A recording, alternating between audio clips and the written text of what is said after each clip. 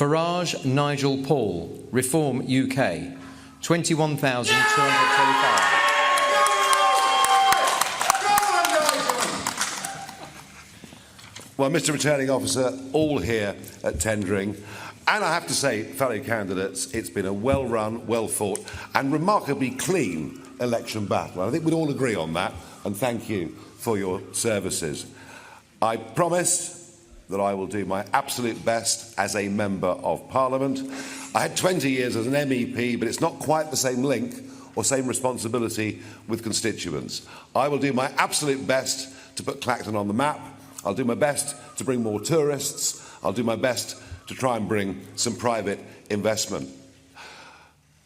It's over 30 years ago that I fought my first parliamentary by-election, and I've fought lots of them over the years, and I've had big successes in European elections and perhaps less so under first past the post, which is a very demanding, very demanding problem for smaller parties.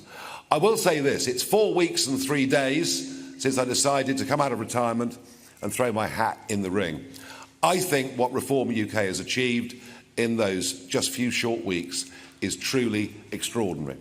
Given that we had no money, no branch structure, virtually nothing across the country, we are going to come second in hundreds of constituencies. How many seats we're going to win, I don't know. But to have done this in such a short space of time says something very fundamental is happening.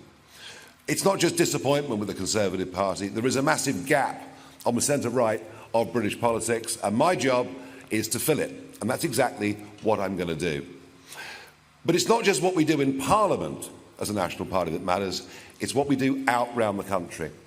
Getting 5,000 people in that room in Birmingham last week, the energy, the optimism, the enthusiasm, the belief that Westminster is just completely out of touch with ordinary people says to me that my plan is to build a mass national movement over the course of the next few years and hopefully be big enough to challenge the general election properly in 2029.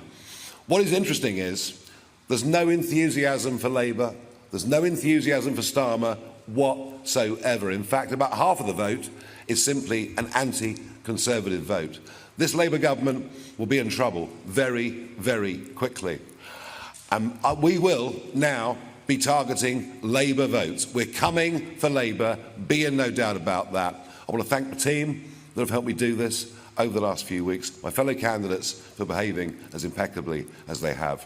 Believe me, folks, this is just the first step of something that is going to stun all of you. Thank you very much.